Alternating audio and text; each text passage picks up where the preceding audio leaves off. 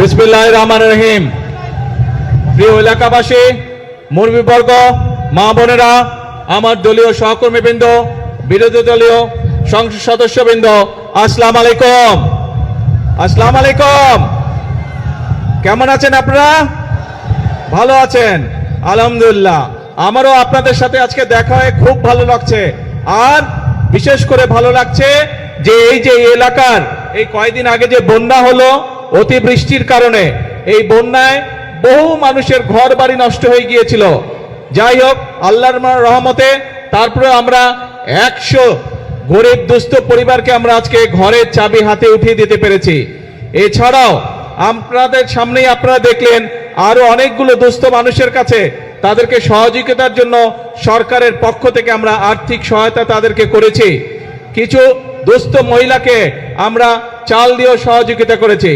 প্রিয় ভাই বোনেরা, আপনাদেরকে এই কথাগুলো বলার কারণ হচ্ছে যে এই যে বর্তমান সরকার, এই সরকারকে আপনারা নির্বাচিত করেছেন। এই বাংলাদেশের মানুষ এই সরকারকে নির্বাচিত করেছে। কাজেই এই সরকারের দায়িত্ব হচ্ছে বাংলাদেশের মানুষের পাশে থাকা। এই সরকারের দায়িত্ব হচ্ছে বাংলাদেশের মানুষের সুখে দুঃখে থাকা। এই সরকারের দায়িত্ব হচ্ছে এই দেশের মানুষকে দেখে রাখা। এই সরকারের দায়িত্ব হচ্ছে এই দেশের মা বোনদের পাশে থাকা। এই সরকারের দায়িত্ব হচ্ছে এই দেশের সন্তানদের লেখাপড়ার ব্যবস্থা করা। এই সরকারের দায়িত্ব হচ্ছে এই দেশের মানুষ যারা অসুস্থ হবে তাদেরকে যথাযথ চিকিৎসার ব্যবস্থা করে দেওয়া। এই সরকারের দায়িত্ব হচ্ছে এই দেশের তরুণ সমাজ, যুবক সমাজ, নারী হোক পুরুষ হোক, তাদের কর্মসংস্থানের ব্যবস্থা করা। প্রিয় ভাই বোনেরা, এই জন্যই আপনারা দেখেছেন নির্বাচনের সময় আমরা বলেছিলাম যে বিএনপি যদি আল্লাহর রহমতে বাংলাদেশের মানুষের ভোটে সরকার গঠনে সক্ষম হয় তাহলে আমরা মূল কয়েকটি কাজে হাত দেব। তার মধ্যে একটি কাজ ছিল এই দেশের মায়েদেরকে সহযোগিতা করার জন্য, এই দেশের নারীরা যাতে স্বাবলম্বী হতে পারে সেই জন্য আমরা বলেছিলাম আমরা ফ্যামিলি কার্ড ঘরে ঘরে পৌঁছাবো, যেটি আমির খসরু সাহেব ওনার বক্তব্যে বলেছেন। আপনারা দেখেছেন যে সরকার গঠন হওয়ার 1 মাসের মধ্যে আমরা সেই ফ্যামিলি কার্ডের পাইলট প্রজেক্টের কাজে হাত দিয়েছিলাম এবং ইনশাআল্লাহ আল্লাহর রহমতে পাইলট প্রজেক্টের কাজ শেষ হয়ে গিয়েছে। এই মাসের 16 তারিখ থেকে আমরা এই ফ্যামিলি কার্ডের কাজ শুরু করছি এবং ইনশাআল্লাহ সমগ্র বাংলাদেশে এই বছর 26-27 অর্থ বছরে আমরা প্রায় 41 লক্ষ পরিবারের মায়ের হাতে আমরা এই ফ্যামিলি কার্ড ইনশাআল্লাহ তুলে দিব এবং ইনশাআল্লাহ আপনাদেরও এই এলাকায়, এই অঞ্চলে, এই উপজেলার মধ্যে ইনশাআল্লাহ 10 থেকে 12 হাজার পরিবারের হাতে আমরা ফ্যামিলি কার্ড এই আগামী অর্থ বছরের মধ্যে তুলে দিব এবং আগামী 4 বছর ধরে এটি চলবে। আরো অনেক মা বোনেরা এই ফ্যামিলি কার্ডের আওতায় আসবেন। কেন আমরা ফ্যামিলি কার্ড দিয়েছিলাম? আমাদের ফ্যামিলি কার্ড দেওয়ার উদ্দেশ্য ছিল, লক্ষ্য ছিল যাতে ভাইদের পাশাপাশি যাতে বোনেরাও সংসারের হাল ধরতে পারে, একটি স্বাবলম্বী পরিবার গড়ে তুলতে পারে, সন্তানদের লেখাপড়া দেখতে পারে, সন্তানদের স্বাস্থ্য সেবা যাতে দিতে পারে মায়েরা। সেই জন্য মাদের হাতকে শক্তিশালী করার জন্য আমরা এই ফ্যামিলি কার্ডের ব্যবস্থা করেছি। শুধু ফ্যামিলি কার্ডই নয়, ফ্যামিলি কার্ডের পাশাপাশি আমরা কৃষক কার্ডেরও ব্যবস্থা করেছি। এই যে বাঁশখালীর কিছু অংশে লবণ চাষী ভাইরা আছে না, লবণ চাষী ভাইরা শুধু যে যারা ধান পাট বা অন্যান্য শাকসবজি বা অন্যান্য ফসল চাষবাস করে তারাই যে শুধু কৃষক কার্ড পাবে তা নয়, এমনকি লবণ চাষী ভাই যারা আছেন ইনশাআল্লাহ তারাও, এমনকি লবণ চাষী ভাই যারা আছে তাদেরকেও ইনশাআল্লাহ আমরা ফ্যামিলি কার্ড তাদের হাতে পৌঁছে দিব। এবং এখানে একটি কথা এসছে যে লবণের মূল্য নির্ধারণ করে দেওয়া। আলোচনা করে আমরা ইনশাআল্লাহ লবণের মূল্য নির্ধারণ করেছি, যে মূল্য পেলে লবণ চাষী ভাইদের স্বাবলম্বিতা, অর্থনৈতিকভাবে তারা সচ্ছল হবে আস্তে আস্তে। ইনশাআল্লাহ আগামী কিছুদিনের মধ্যে আমরা সেই দামটি আমরা সকলকে জানিয়ে দিব, যার ফলে লবণ চাষী ভাইদেরকে আর আগের মতন কষ্ট পোহাতে হবে না। প্রিয় ভাই বোনেরা, আজকে আমি মাতার বাড়ি গিয়েছিলাম, মাতার বাড়িতে পুরা দেখে আসলাম এবং শুধু মাতার বাড়ি নাই, সেই চট্টগ্রামে মিরেশরাই থেকে শুরু করে সমগ্র অঞ্চলকে আজকে আমি দেখেছি, হেলিকপ্টারে আমি দেখেছি। কেন দেখেছি? কারণ এই যে আমাদের সামনে বিশাল সমুদ্র, এটি হচ্ছে এই বাংলাদেশের সম্পদ, এই দেশের সম্পদ।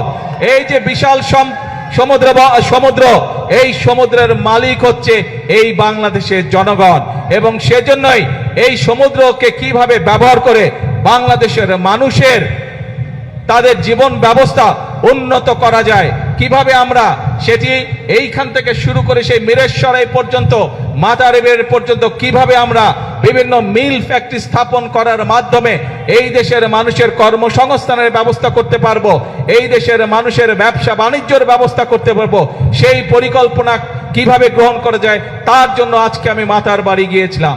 এবং খুব স্বাভাবিকভাবেই প্রিয় ভাই বোনেরা, আমাদের কয়েকদিন আগে আপনারা দেখেছেন চট্টগ্রামে আমির খসরু সাহেব এবং সালাউদ্দিন সাহেব দুজনের গিয়েছিলেন চায়নাকে। আমরা একটি বিরাট বড় জায়গা দিয়েছি। এই যে চায়না থেকে আমি ঘুরে আসলাম, তাদের সাথে আমি কথা বলেছি, সেখানে তারা কয়েক শত মিল কারখানা তৈরি করবে এবং এই মিল কারখানাগুলোতে সমগ্র চট্টগ্রামের মানুষ ইনশাল্লাহ সেখানে কাজ করার সুযোগ পাবে। তার ফলে আমাদের যেমন একদিকে বেকার সমস্যার সমাধান করা সম্ভব হবে, একই সাথে আমরা ইনশাল্লাহ বহু বৈদেশিক মুদ্রা অর্জন করব। যেই বৈদেশিক মুদ্রা অর্জন করার মাধ্যমে আমরা এই দেশের অর্থনীতি শক্তিশালী করব, সেই বৈদেশিক মুদ্রা দিয়ে আমরা এই দেশের মানুষের, এই দেশের সন্তানদের শিক্ষা ব্যবস্থাকে গড়ে তুলব। সেই বৈদেশিক মুদ্রা অর্জনের মাধ্যমে আমরা এই দেশের বাংলাদেশের মানুষের স্বাস্থ্য সেবাকে আমরা গড়ে তুলব। আপনারা নিশ্চয়ই এর মধ্যে জানতে পেরেছেন যে আমরা যে উপজেলা পর্যায়ে যে 50 সদস্যের যে হাসপাতাল আছে, 50 বেডের যে হাসপাতাল আছে, এই 50 বেডের হাসপাতালে 30 বেড করে গিয়েছিলেন শহীদ রাষ্ট্রপতি জিয়াউর রহমান। পরবর্তীতে বেগম খালেদা জিয়া যখন সরকার গঠন করেছেন, বাকি 20 বেড যোগ করেছিলেন উনি। আজকে আপনাদের এই বর্তমান বিএনপি সরকার, যেই সরকার আপনাদের সরকার, যেই সরকার জনগণকে নিয়ে কাজ করে, এই সরকার সিদ্ধান্ত গ্রহণ করেছে এই 50 বেডের হাসপাতালকে যাতে প্রত্যেক উপজেলার মানুষ ভালোভাবে স্বাস্থ্য সেবা পায়, সেই জন্য এই 50 বেডের হাসপাতালকে আমরা ইনশাল্লাহ আগামী 5 বছরের মধ্যে প্রত্যেকটি উপজেলা, 503টি উপজেলা সমগ্র বাংলাদেশে প্রত্যেকটি উপজেলা হাসপাতালকে আমরা 101 বেডে উন্নীত করব ইনশাল্লাহ। প্রিয় ভাই বোনেরা, এই কাজগুলো যদি আমাদেরকে করতে হয়, এই দেশের মানুষের জন্য যদি কর্মসংস্থানের ব্যবস্থা করতে হয়, এই দেশের মানুষের কর্মসংস্থানের ব্যবস্থা যদি করার জন্য যদি বিদেশি এবং দেশি বিনিয়োগকারী যারা আছে তাদেরকে উৎসাহিত করে যদি মিল ফ্যাক্টরি স্থাপন করতে হয়, তাহলে তার পূর্ব শর্ত হচ্ছে দেশে শান্তি শৃঙ্খলা থাকতে হবে। দেশে বিশৃঙ্খলা থাকলে চলবে না। যখন বিগত সময়ে আমরা দেখেছি বা বিভিন্ন সময় আমরা দেখেছি আপনার এলাকায় বা বাজারে যখন কোনো গন্ডগোল হয়, কোনো সমস্যা হয়, তখন কি দোকানপাট খোলা থাকে না বন্ধ থাকে? কি ভাই, বাজারে যদি কোনো গন্ডগোল হয় দোকানপাট বন্ধ থাকে না খোলা থাকে? বন্ধ হয়ে যায়। কেন বন্ধ হয়ে যায়? কারণ এই যে ছোট দোকানদার বা যেই ব্যবসায়ী হোক, ব্যবসায়ীর জন্য বন্ধ করে দেয় যাতে ওই গন্ডগোলে তার ব্যবসার যাতে ক্ষতি না হয়। ঠিক একইভাবে দেশীয় বা বিদেশি বিনিয়োগকারী যারা আছে, তারা যখন বিনিয়োগ করবে তারা তো চাইবে যে যাতে তার মিল কারখানার উৎপাদিত পণ্য ঠিকভাবে বন্দর দিয়ে যেতে পারে বা তার কাঁচামাল যাতে সঠিকভাবে আসতে পারে, রাস্তাঘাটে যাতে শান্তি থাকে, তাই না?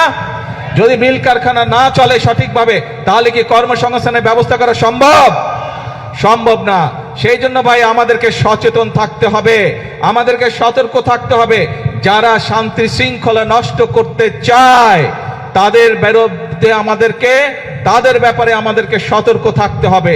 আমরা যদি দেশের সন্তানদের লেখাপড়ার ব্যবস্থা আমাদেরকে তৈরি করতে হয়, সুন্দরভাবে লেখাপড়ার ব্যবস্থা করতে হয়, স্কুল কলেজ সুন্দরভাবে তৈরি করতে হয়, তাহলে শিক্ষকদেরকে যদি ট্রেনিং দিতে হয়, ছাত্রছাত্রীদেরকে যদি নতুন করে বই দিতে হয়, এই সকল ব্যবস্থা যদি করতে হয়, তাহলে আমাদেরকে দেশের আইন শৃঙ্খলা ঠিক রাখতে হবে।